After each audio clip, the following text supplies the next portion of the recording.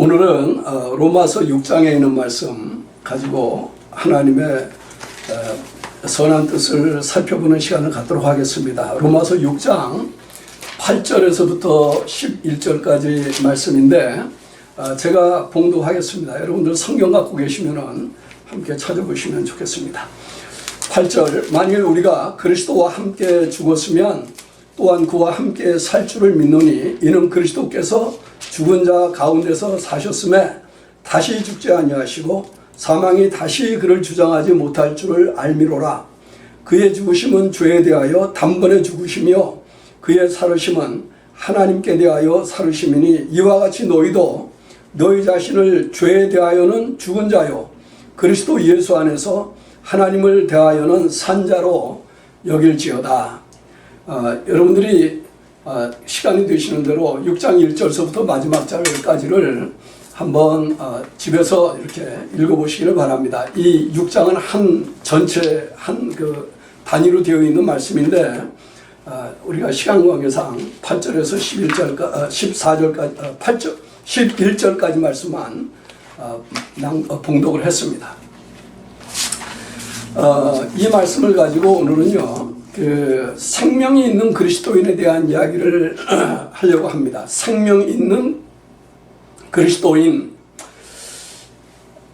그리스도인 그러는데 생명이 있느니 왜 필요할까 이렇게 생각하시는 분들 있을 거예요. 맞는 말입니다. 그리스도인이라고 하는 말을 제대로 이해하면 그러면 그 생명 없는 그리스도인은 상상을 할 수가 없으니까 당연히 생명이 있는이라고 하는 말은 부수적인 불필요한 수식어가 될 수도 있겠는데 여기서 이제 생명 있는을 한번 이야기하고 싶어진 것은 이 그리스도인들은 정말 하나님의 생명을 가지고 사는 사람들이라고 하는 것을 한 번 더 살펴보기 위해서입니다.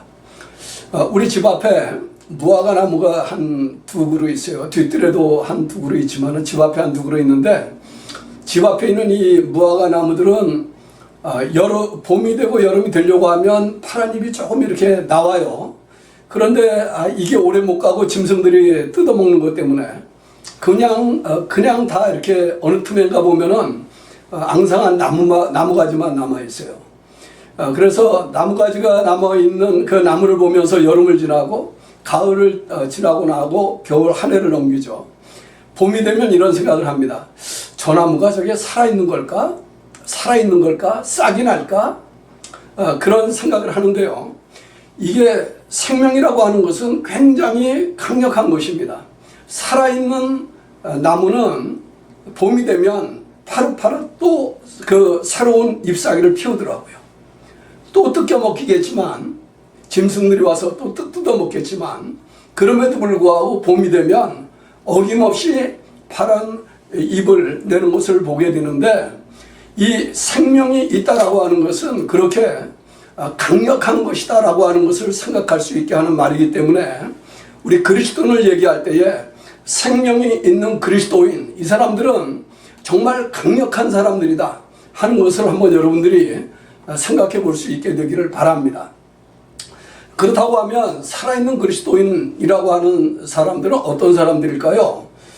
이 사람들은 그냥 한마디로 여기에 있는 오늘 본문 말씀의 표현을 따르면 이 사람들은 하나님께 대하여 살아있는 사람들입니다. 살아있다라고 하는 말은 하나님께 대하여 살아있다. 우리가 신앙생활을 얘기할 때에 살아있느냐 죽어있느냐 이런 표현을 할 때에는 하나님을 기준으로 해서 하는 말이죠. 하나님을 향해서 하나님께 대해서 살아있는 자는 살아있는 사람입니다. 그러나 하나님께 대해서 죽어있는 사람은 그 사람은 죽어있는 사람이죠. 그렇기 때문에 이 생명은 하나님께 대하여 하나님과 관계가 있는 것이기 때문에 이 생명의 출처가 하나님으로부터 오는 것입니다. 이 생명은 어디서 오는가? 또 이 생명을 우리가 어떻게 사는가? 이렇게 이야기를 한다고 하면 이 생명은 전적으로 하나님께로부터 오는 것이고 전적으로 하나님으로 말미암아 살 수 있는 것이다. 이렇게 말씀을 드릴 수 있습니다. 오늘 이 말씀을 보면은 이 사도 바울은 이 이 로마서를 받는 교인들에게 이 생명이 어디서 오는가를 설명하기 위해서 예수 그리스도의 죽음과 부활을 설명을 합니다. 이 생명은 어디서부터 오는가? 예수님의 죽음과 부활을 통해서 우리에게 오게 되어집니다. 이 예수 그리스도의 죽음과 부활을 통해서 이 생명이 우리에게 왔다라고 하는 것을 로마 성도들에게 상기시키기 위해서 로마 교인들에게 그 사람들이 예수를 믿을 때 받았으리라고 짐작이 되는 세례에 대한 이야기를 해요. 우리가 세례를 받을 때 우리의 죄를 회개하고 예수님을 우리의 구주로 영접하고 또 예수님 앞에 그리스도를 따르는 사람이 되었다라고 하는 것을 고백하기 위해서 세례를 받죠. 마태는 그 마지막 장에 세례에 대해서 얘기할 때에 너희는 가서 모든 족속으로 제자를 삼아 성부와 성자와 성령의 이름으로 세례를 주고 이렇게 얘기했는데 그 성부와 성자와 성령의 이름으로 세례를 준다라고 하는 표현, 이 표현이 우리가 읽지 않은 앞부분에 나오는 우리가 예수님에게로 예수님 속으로 세례를 받았다라고 하는 말과 관계가 있는 표현이에요. 이 세례를 받았다, 세례로 예수와 우리 성경에는 4절에 보면 우리가 그의 죽으심과 합하여 세례를 받음으로 이렇게 번역을 했는데요. 실제로 이 표현은 예수 안으로 세례를 받았다라고 하는 뜻이에요. 예수 안으로 세례를 받은 사람들은 죽음 안으로 세례를 받았다라고 하는 것을 알지 못하느뇨, 이런 의미가 있는 표현입니다. 그렇기 때문에 사도 바울이 여기에서 상기시키는 것은 뭐냐면 예수님의 죽음과 연합해서 예수님과 함께 장례되었다라고 하는 말을 할 때에 이 장례는 어디에 장례냐면 죽음 속으로 장례가 된 거예요. 죽음에 묻힌 거예요. 우리가 마치 사람이 죽으면 이 입관 예배 드리고 그 다음에 발인 예배 드리고 하관 예배 드리러 가가지고 하관 예배 들어가서 그 관을 내리면 장례를 하는 거죠. 묻는 것이죠. 장사를 하는 건데 그 장사를 한 사람은 완전히 죽었다는 뜻이거든요. 그래서 죽음 안에 장사가 된 사람이 마치 예수님께서 무덤 안에 장사되었다가 다시 부활하신 것처럼 예수님과 더불어서 함께 죽음 안에 장사되었던 사람이 예수님과 연합해서 그의 부활로 말미암아 다시 살아난 사람들이라는 뜻이에요. 새 생명을 가진 사람들이 되었다라고 하는 말이죠. 여기에서 이야기하고 있는 강조점은 어디에 있냐면은 죽었다라고 하는데 강조점이 있는 것이 아니라, 그 말이 죽었다는 말이 중요하지 않다는 말이 아니라 그 예수님과 함께 죽었고 장사된 사람들이, 죽음에 장사된 사람들이 예수님이 부활하실 때에 예수님과 함께 더불어서 다시 새로운 생명을 가진 사람으로 살아난 사람이 되었다라고 하는 게 중요한 거예요. 죽었던 사람이 살아난 사람이 되었다라고 얘기할 때 그 죽음과 삶에 대해서 사도 바울이 오늘 읽은 우리의 이 말씀을 보면 어떻게 설명을 하고 있냐면은 이렇게 설명을 하는 것입니다. 만일 우리가 그리스도와 함께 죽었으면 그와 함께 살 줄을 믿는다. 그런데 이는 예수님께서 죽으신 그것이 다시는 죽지 않기 위한, 다시는 사망이 그를 주장하지 못하게 하기 위한 죽음이었기 때문이라는 거예요. 그래서 예수님의 그 죽음은 죄에 대해서는 단번에 죽은 죽음이다. 그래서 다시는 죽을 일을 생각하지 않는 죽음이고, 살아나셨을 때, 부활하셨을 때 다시 살았다라고 하는 말 할 때는 하나님께 대하여 그렇게 사신 사람이라고 얘기하는 것이죠. 예수님의 부활은 하나님께 대하여 산 삶인데, 우리가 예수님과 연합해서 예수님과 함께 죽었다고 하면 예수님이 부활하셨다라고 얘기할 때 그 예수님과 연합해서 마찬가지로 하나님께 대하여 산 사람들이 되었다, 이렇게 이야기를 하는 것입니다. 그래서 그리스도인들은 어떤 사람이냐 하면은 예수 그리스도의 죽음을 통해서 죄에서 벗어난 사람들이 된 것을 이야기합니다. 예수 그리스도의 죽음을 통해서 죄에서 벗어났을 뿐만 아니라 하나님의 의에 들어온 사람들이 된 것을 이야기하죠. 그러니까 하나님께 대하여 산 사람들이 되었다라고 얘기하는 것입니다. 의롭다라고 하는 말은 쉽게 이야기하면 하나님 앞에 살아있는 사람이 되었다라고 하는 말이에요. 하나님 앞에 나아가도 생명을 가진 사람으로 설 수 있는 사람이 되었다는 것을 얘기하는데, 그리스도인이라고 하는 사람들은 바로 그 생명을 가진 사람이라고 하는 것이죠. 역으로 생각하면 어쩌면 도움이 될 수가 있습니다. 우리가 예수를 믿기 이전에는 하나님이라고 하는 분이 우리의 세계 속에 없어요. 하나님이라고 하는 분을 이야기할 이유도 없고, 하나님께서 말씀하시는 법에 대한 이야기도 생각할 이유가 없고, 하나님에 대한 지식이라고 하는 것을 이야기할 수가 없어요. 그렇기 때문에 하나님이 없이 우리는 우리의 소견에 오른 대로 사는 것이죠. 그런데 그 우리의 소견에 오른 대로 사는 그 사람들을 놓고 성경은, 하나님의 말씀은 무엇이라고 얘기하냐면 허물과 죄로 죽은 사람들이라고 이야기를 하는 것이죠. 하나님과 관계가 없기 때문에 그 사람들이 인간적으로 말할 때 도덕적이지 않다, 인간적으로 말할 때 윤리적이지 않다, 인간적으로 말할 때 착한 사람이 아니다, 뭐 이런 이야기를 하는 게 아니에요. 그럴 수 있습니다. 그러나 하나님과는 관계가 없는 사람이고 하나님의 의와는 관계가 없는 사람들이기 때문에 성경은 그 모든 사람들을 죄인이라고 부르고 하나님 앞에서 죽은 사람들이라고 이야기를 하는 것이지 않습니까? 허물과 죄로 죽은 사람들이다, 이렇게 이야기를 하는 것이니까, 그런 상태에 있는 사람들을 가리켜서 우리는 넌 크리스천, 비그리스도인, 불신자 이렇게 얘기하지 않습니까? 그 사람들은 그리스도인들이 아니라는 말이죠. 그 사람들은 하나님 앞에서 생명이 없이 사는 사람들이라는 말이죠. 다시 말하면 예수를 믿는 사람들은, 그리스도인들은 하나님 앞에서 예수 그리스도의 죽음과 부활로 말미암아 새로운 생명을 가지고 하나님 앞에서 그리스도의 의로 인침을 입은 사람들로서 살아있는 삶을 사는 사람들이 그리스도인들이라고 이야기를 하는 것입니다. 그리스도인들은 그렇기 때문에 이 사실을 분명하게 믿는다고 하면 죽을 수가 없어요. 다시는 죄의 종로로 탈 수가 없는 것이죠. 왜냐하면 예수님께서 다시는 죄의 그 대가를 지불하지 않기 위해서 단번에 죄에 대하여 죽으셨다라고 얘기하시기 때문에, 그 예수님이 죄에 대하여 죽으신 그것 때문에 우리는 죄로부터 노임을 받은 사람들이 되었다라고 믿는 거 아닙니까?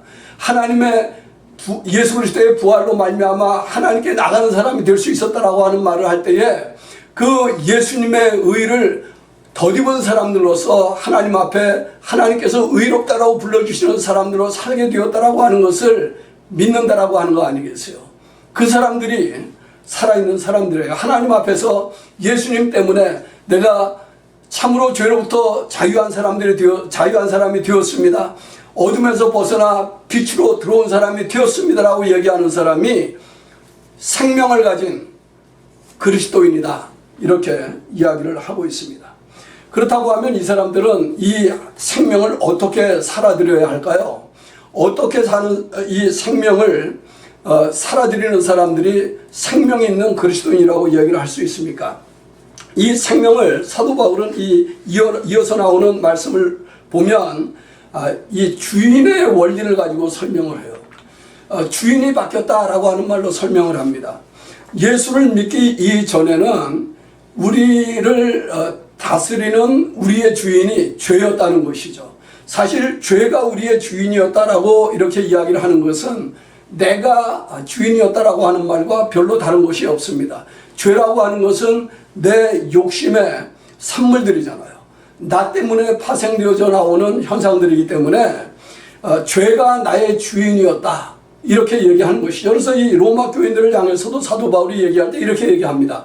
전에 너희가 예수를 믿기 이전에 너희가 죄를 주인으로 섬기고 있을 때 맺었던 열매들을 이제 돌이켜보면 지금은 죄를 주인으로 섬기지 않는 사람들이니까는요. 죄를 주인으로 섬기지 않는 너희들의 입장에서 돌이켜보면 그 일들이 얼마나 입에 올리기도 부끄러운 일들이 열매들이 아니냐 이렇게 얘기를 하지 않습니까? 그 말은 예수를 믿는 사람들의 주인은 하나님으로 바뀌었다는 거예요. 이 말씀 속에 보면 의를 주인으로 섬기는 사람 이렇게 얘기하고 있는데요. 의를 섬기는 사람, 의를 섬긴다라고 하는 말은 하나님을 섬긴다라고 하는 말과 같아요. 하나님을 주인으로 하고 있는 사람의 삶에는 의의 열매가 맺히게 되어져 있지 않습니까? 그래서 이 로마서 6장은 그렇게 끝납니다. 이 죄의 열매, 죄의 싹은 사망이지만 하나님의 은혜, 하나님의 은사는 우리 주 그리스도 예수 우리 주 안에 있는 영생이다. 생명이란 말이죠. 결국은 생명이 살아 역사를 하는 것이니까 이 말을 좀 이렇게 설명하면 쉬울지 모르겠어요. 하나님께서는 우리가 하나님 주신 생명을 어떻게 살아내기를 원하시느냐 생각을 바꾸라는 겁니다. 우리의 이 사고의 틀, 사고방식 이것을 바꾸라는 거죠. 여러분들 혹시 패러다임 시프트라고 하는 말을 들어본 적이 있나 모르겠어요. 혹은 그 상자 밖의 생각 이런 말들을 들어본 적이 있나 모르겠어요. Out of box thinking 뭐 이렇게 얘기하는데요. 이것은 뭐냐 하면은 일상적으로 사람들이 생각해 보던 그런 통상적인 사고방법을 벗어나라는 겁니다. 그리스도인이 살아있다라고 하는 말할 때 이 생명이 예수 그리스도로부터 오는 것이라고 하면 우리로 하여금 그리스도인답게 살 수 있도록 만들어주시는 분이 하나님이신데 그 하나님이 우리의 삶을 다스리고 지배하는 원리로 우리 앞에 세워놓은 것이 의라고 하는 것이에요. 하나님의 의, 복음에는 하나님의 의가 나타나서 이렇게 얘기하지 않습니까? 하나님의 의가 어떻게 우리에게 나타납니까? 예수 그리스도의 부활로 말미암아 우리에게 나타났어요. 그렇기 때문에 예수를 믿는다라고 얘기할 때에 죽음만 믿는다라고 얘기하면 새로운 생명을 얘기할 수가 없습니다. 그리고 예수님은 사실 무덤 속에 아직까지 계속 계시는 게 아니에요. 예수님은 그 무덤에서 죽음의 권세를 깨뜨리고 부활하셔서 하나님의 생명의 능력의 역사를 나타내 보이셨잖아요. 그 하나님의 생명의 능력의 역사가 예수님이 부활하셨을 때 나에게 새로운 생명을 가져다 주었다라고 하는 것을 믿는 사람은 그 생명의 능력의 역사를 따라 살게 되어질 때에 그때에 하나님께서 말씀하시는 하나님의 선한 성품들이 의로운 열매들이 맺혀지게 되어진다는 이야기입니다. 여기 보면은 그래서 사도 바울은 이야기할 때에 이 몸은 아직 부활하지 않았는데 이 몸도 마치요 예수님이 죽으실 때 한 번 죽었고 예수님이 부활하셨을 때 우리도 몸으로 다시 부활한 몸인 것처럼 너희가 이 몸을 의의 병기로 의를 위한 수단으로 사용할 수 있도록 해라 이렇게 말씀을 하시죠. 근데 이 의라고 하는 말이 굉장히 좀 어렵게 들릴 수가 있어요. 어떻게 보면은 마치 법적인 용어처럼 이렇게 들릴 수 있기 때문에 물론 그런 개념이 전혀 없는 건 아닌데 어렵게 들릴 수 있겠지만은요 쉽게 이렇게 생각하면은 참 좋을 것 같아요. 이 사도 바울이 빌립보 교인들에게는 그래서 그렇게 이야기를 했어요. 너희가 생각을 할 때 선한 일을 해라. 선한 일. 너희들이 그 살아가면서 인간관계를 도모할 때 서로 사랑해라. 사랑하는 일을 하면 좋겠다. 또 우리가 생각하는 일이 고상한 일이면 참 좋겠다. 고상한 일, 아름다운 일, 누구나 다 인정할 만한 탁월한 것들 이런 것들을 생각하면서 살면 그러면 그 사람의 삶 속에서는 저절로 의로운 이 역사가 나타나게 되어진다는 것이죠. 선을 생각하는 사람들이 악을 도모하지는 않을 거 아니겠습니까? 그리고 아름다운 것을 사모하고 추구하고 즐거워하는 사람들이 세상 가운데서 추하다라고 얘기되어지는 것들을 목말라 하지는 않을 거 아니겠어요? 우리가 이야기할 때 고상한 것을 이야기한다고 하면 이 고상한 것이라고 하는 게 하나님의 기준에서 찬란하고 아름다운 것들이라고 이야기할 때에 어둠에 대한 이야기를 하지는 않겠느냐 그런 뜻이죠. 그렇게 우리의 사고의 이 틀을 바꾸라는 것이죠. 성령께서 우리 속에 역사하실 때 성령의 열매가 나타난다라고 하는 것도 결국은 우리의 생각의 세계가 바뀌어서 사랑과 희락과 양성과 충성과 그 모든 아름다운 열매들 이런 것들이 나타날 수 있도록 하나님의 성령이 우리를 움직이신다라고 얘기하시는 것과 같습니다. 다른 말로 이야기하면 우리가 생명 있는 그리스도인으로 산다 이 이야기를 할 때 생명 있는 그리스도인이라고 하는 말의 핵심에는 딱 한 가지가 있는 거예요. 우리가 살아있다라고 하는 이 말을 하는 것이 나에 대해서 살아있다는 말을 하는 것 아니고 세상에 대해서 살아있다는 말을 하는 거 아니고 내 꿈에 대해서 살아있다는 말 아니고 내 인생의 목적 거기에 대해서 살아있다는 말을 하는 게 아니라 하나님께 대해서 살아있는 사람이 되어 있다라고 하는 것을 얘기하는 것이죠. 하나님께 대해서 살아있다라고 하는 말을 할 때부터 우리의 사고의 세계가 땅의 것으로부터 하늘의 것으로 바뀌게 되어져 있습니다. 하나님에 대하여 살아있다라고 하는 것을 정말 믿는다고 하면 그때부터 우리는 내 생명이 예수 그리스도의 죽음과 부활로 말미암아 하나님께로부터 온 새로운 생명이라고 하는 것을 늘 인식하면서 사는 것이고요.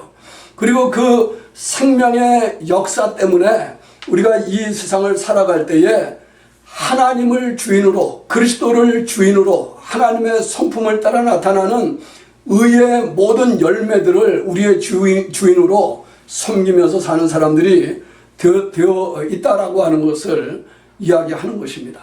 그래서 여러분들이 이 그리스도인이라고 하는 말을 할 때 나는 어떤 사람인가?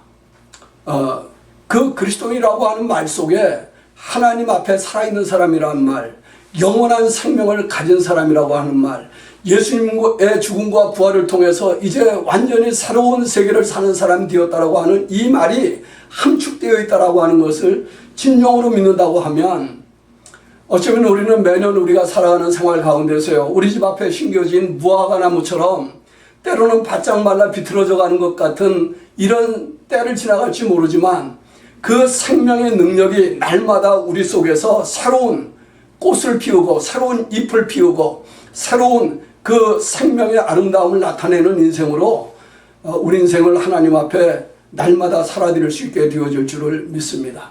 이번 한 주간도 여러분들이 이 말씀을 기억하면서 그리스도인은 정말 하나님 앞에서 살아있는 사람들로 사는 믿음의 역사를 이루는 사람들이라고 하는 것을 마음으로 다시 한번 다짐하시고 그 믿음 위에서 평안한 심령으로 즐거움으로 세상을 이기며 사는 저와 여러분이 되기를 예수님의 이름으로 축원합니다. 기도하시겠습니다.